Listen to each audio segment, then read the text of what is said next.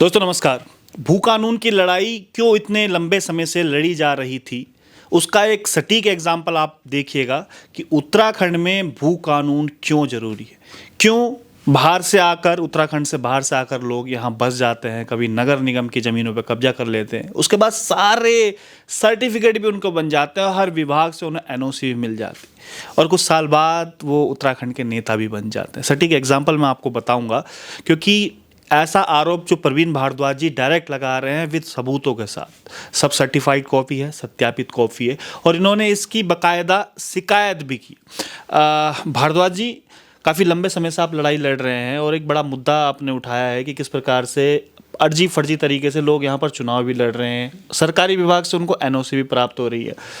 Starting से बताइए क्या कुछ था ये मामला। सर, ये एक पूर्व पार्षद संजय नोटियाल है, जो बाहर से आके यहाँ बसा हुआ है। इसने पिछले चक्कर खुद ने चुनाव लड़ा था नकली डॉक्यूमेंट्स लगा के। ये जाली मार्केट में जेल भी जा चुका है। अभी इन्होंने अपनी पत्नी मीनाक्षी नोटियाल को फर्जी डॉक्यूमेंट्स के आधार पर चुनाव लड़वाया और ये चुनाव जीत भी गई। नोटियाल का मतलब ये नहीं कि उत्तराखंड के हो, मेरा ध्यान ये भी एक अभी जांच का विषय है कि नोटियाल उत्तराखंड के हैं कि बाहर के हैं, क्योंकि मैक्सिमम लोग जो उत्तराखंड के हैं इस प्रकार के काम नहीं करते। मीनाक्षी नोटियाल अभी पार्षद का चुनाव लड़ी थी। उसने एक सारे फर्जी डॉक्यूमेंट्स पार्षद का चुनाव का जब फॉर्म जो पत्रावली जमा करी, उसमें सारे फर्जी डॉक्यूमेंट्स लगाए। उसमें जल निगम का एनओसी लगाई, आद्यता प्रमाण पत्र लगाया फर्जी बना के। 205 दून विहार का एड्रेस उसमें शो किया गया और ये शो किया गया है कि ये मकान मीनाक्षी नोटियाल के नाम है। इसके बाद में इन्होंने एक बिजली विभाग की भी एनओसी लगाई, उसमें भी यही शो करा कि 205 दून विहार मीनाक्षी नोटियाल के नाम पे है। और नगर निगम से भी इन्होंने एनओसी ली जिसमें ये शो करा कि मकान मीनाक्षी नोटियाल के नाम पे है। असलियत ये है कि मीनाक्षी नोटियाल के नाम से 205 मकान नंबर है ही नहीं। मीनाक्षी नोटियाल एक कब्जे की ज़मीन के मकान में रहती है जिसका 29/1 विवेक विहार भाग 2 मकान नंबर है इसका। और वहाँ पे इसने मकान के साथ साथ इसकी दुकान भी है जो वहाँ पे ये कब्जे की ज़मीन पे है। और राज्य निर्वाचन आयोग का नियम है, नियमावली जो मेरे पास में है, भी आपको मैं शो करूंगा इसमें, कि इसमें कोई भी व्यक्ति अगर नगर निगम की कब्जे की ज़मीन पे है या उसका परिवार का कोई भी सदस्य कब्जे की ज़मीन पे है तो ऐसा व्यक्ति चुनाव नहीं लड़ सकता है। लेकिन इन्होंने क्या है कि फर्जी डॉक्यूमेंट्स लगा के चुनाव का फॉर्म अपना पास करवाया। और आप देखिए कि चुनाव आयोग की भी कितनी बड़ी चूक हुई है। इसमें चुनाव आयोग भी एक संदेह के घेरे में है, क्योंकि जब मीनाक्षी नोटियाल ने अपना पार्षद का फॉर्म जमा करा, उसमें मीनाक्षी नोटियाल ने कोई भी आईडी प्रूफ नहीं लगाया और कोई भी एड्रेस प्रूफ नहीं लगाया। सिर्फ एनओसी 3 विभागों की लगाई, 205 दून विहार की। और 205 मकान नंबर दून विहार का जो है वो अरुण कुमार पिता स्वर्गीय श्री गंगाराम के नाम से है, जिसको इन्होंने मीनाक्षी नोटियाल ने स्वयं का मकान सिद्ध करा। इसके विरोध में हम लोगों ने एक न्यायालय में मीनाक्षी नोटियाल के विरुद्ध मुकदमा दर्ज कराया और न्यायालय से एक निवेदन किया है कि शीघ्र ये पार्षद का इलेक्शन जो है इसको निरस्त किया जाए और दोबारा यहाँ पे एक फेयर इलेक्शन किए जाए। आपको कैसे पता चला कि सब फर्जी है, मतलब कहाँ से सूचना मिली? सर, मैंने एक अपने आरटीआई के द्वारा सारे डॉक्यूमेंट्स निकाले और डॉक्यूमेंट्स निकालने के बाद में जब मैंने सब पेपर टैली करने के बाद में जिसके नाम से 205 दून विहार का मकान था उसके नाम से भी मैंने एक सारी पेपर निकाले, उसका बिजली का बिल, इनके असेसमेंट की कॉपियाँ, ये सारी कॉपियाँ मैंने निकाली। और निकालने के बाद मुझे पता चला कि ये सारे फर्जी डॉक्यूमेंट्स इन लोगों ने लगाए और फर्जी डॉक्यूमेंट्स के आधार पर ये चुनाव लड़े। इसके बाद में इन लोगों ने चुनाव में 3100 रुपये के लिफाफे बांटे, इसका शराब खुल के बांटी और महिलाओं को ड्रेसेस भी बांटी, जिसका मेरे पास में एविडेंस भी है, जिसके लोग प्रूफ देंगे और बयान देने को भी कोर्ट में तैयार है। अभी न्यायालय में मीनाक्षी नोटियाल के खिलाफ मुकदमा दर्ज हो गया है और शीघ्र ही वार्ड नंबर 6 दून विहार का इलेक्शन निरस्त होकर दोबारा चुनाव होने की तैयारी है। न्यायालय जल्दी इसमें फैसला करेगा और फैसला करके दोबारा दून विहार के चुनाव किए जाएंगे। चलिए, पूरा मामला ये था कि एक जो व्यक्ति जिनके बारे में जिक्र कर रहे हैं ये नगर निगम की ज़मीन पे है, मैं सही बोल रहा हूँ? हाँ, नगर निगम की ज़मीन पे है और नियम ये कहते हैं कि अगर आप चुनाव लड़ते हैं तो आप नगर निगम की ज़मीन पे आप कब्जेधारक नहीं हो सकते, ये नियम कहते हैं। अब अब है तो नगर निगम की ज़मीन पे, लेकिन चुनाव लड़ना भी जरूरी है।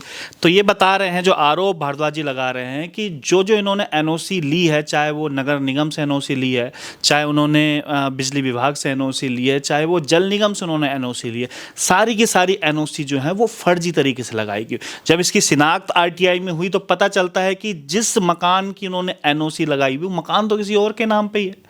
तो भैया मिली भगत क्या चल रही है? और चुनाव आयोग क्यों सोया हुआ? सबसे बड़ा सवाल चुनाव आयोग पे होता है, चुनाव आयोग ने वो वेरिफिकेशन क्यों नहीं किया? और ये पहली दफ़ा नहीं है, क्योंकि वहाँ पर जहाँ पर ये रह रहे हैं वो महिला सीट है। इससे पहले जिनके पति वहाँ पर चुनाव लड़ रहे थे, उनके पति ने भी इस प्रकार का फर्जीवाड़ा किया हुआ था। ये सही है? हाँ, उनके ये सही है। संजय नोटियाल ने भी फर्जीवाड़ा करा था, फर्जी जीएसटी वगैरह का बता रहे थे कि उसमें तब पकड़ में आया था मामला। हाँ, उसमें भी ये पकड़ में आए थे। इन्होंने फर्जी सब तरीके से इन्होंने आईटीआर में भी फर्जी पेपर लगा के वो सब बैलेंस शीट बना के लगाया था, वो भी सब फर्जी थे इनके। इसके बाद में एक बीए की भी फर्जी मार्कशीट बना के एलएलबी में इन्होंने एडमिशन लिया था, जिसमें इनके खिलाफ मुकदमा, जिसमें संजय नोटियाल जेल भी जा चुका है। आप देखिए, जब बीए की मार्कशीट संजय नोटियाल ने बनाई थी तो उसमें इसने अपने साथ साथ 17 लोगों को और मार्कशीट बना के दी थी जिनका एलएलबी में एडमिशन कराया था।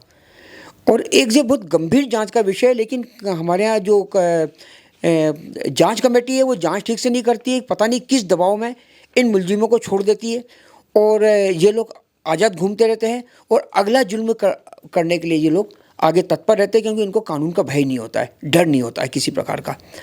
लेकिन अब ये है कि जब वार्ड नंबर 6 का चुनाव निरस्त होगा और दोबारा चुनाव होंगे, और कोर्ट से हमने निवेदन भी करा है कि संजय नोटियाल का परिवार का कोई भी सदस्य दोबारा चुनाव नहीं लड़ सकता है, इसके लिए भी कोर्ट आदेश करेगा। वो जीएसटी वाला बता रहे थे आपकी, जीएसटी 2020 में उन्होंने भरा हुआ था, जबकि जीएसटी में तक जीएसटी आया नहीं था। ये सर जीएसटी इन्होंने जब संजय नोटियाल ने जो अपने डॉक्यूमेंट्स लगाए थे हाँ चुनाव आयोग में, और एक राजकुमार नामक व्यक्ति था उसके भी डॉक्यूमेंट्स लगाए थे, जिसमें इन्होंने 2003 में एक बिजली के विभाग की एक फर्जी रजिस्ट्री रसीद बनाई थी, जिसमें 2003 में शो था कि जीएसटी उसमें लगा हुआ था, जबकि जीएसटी भारत में 2017 में लागू हुआ था। तो जब 2017 में जीएसटी लागू हुआ था तो 2003 में कैसे लगा था?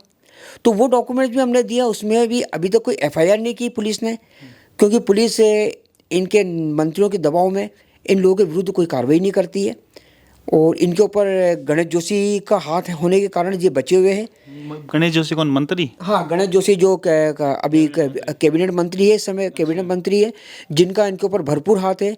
एक पूर्व मुख्य सचिव ओम प्रकाश है, उसका गणेश जोशी क्यों हाथ रखेंगे कि एक जो नगर निगम की जैसे जमीन कब्जा रखी है उसके ऊपर क्यों हाथ रखेंगे? सर, मेरे सोसाइटी की करीब 40 से 45 करोड़ की ज़मीन है। ये संजय नोटियाल और 6 पार्षद थे, इन लोगों ने कब्जा की थी, जिसमें गणेश जोशी का भी हाथ था, क्योंकि हिस्सा सबको जाता है। अच्छा। ओम प्रकाश को भी हिस्सा जाता है। अभी ओम प्रकाश ने भी वहाँ पे करोड़ों रुपए की ज़मीन है, करीब 5 बीघा ज़मीन ओम प्रकाश ने भी कब्जा करके रखी है।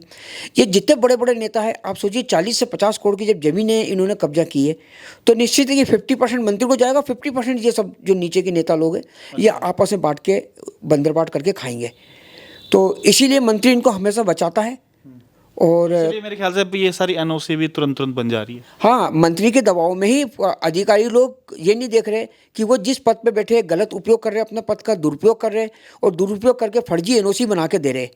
आज कोई भी प्रॉपर्टी अगर मेरे नाम से है, प्रवीण भारद्वाज के नाम से अगर कोई प्रॉपर्टी है, तो उसकी एनओसी कोई अन्य व्यक्ति के नाम से तो मिल नहीं सकती, प्रवीण भारद्वाज के नाम से ही मिलेगी। लेकिन प्रॉपर्टी अरुण कुमार के नाम से होने के बाद भी मीनाक्षी नोटियाल के नाम पे एनओसी दी गई है।